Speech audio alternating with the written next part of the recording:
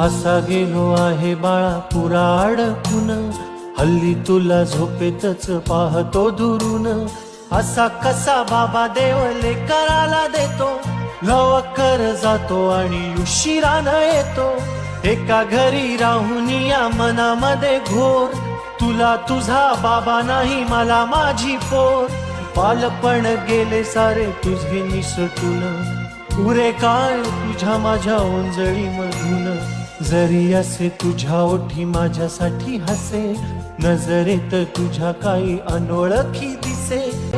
तुझ्या जगातून बाबा हरवेला का ग, मोठेपणी बाबा तुला आठवत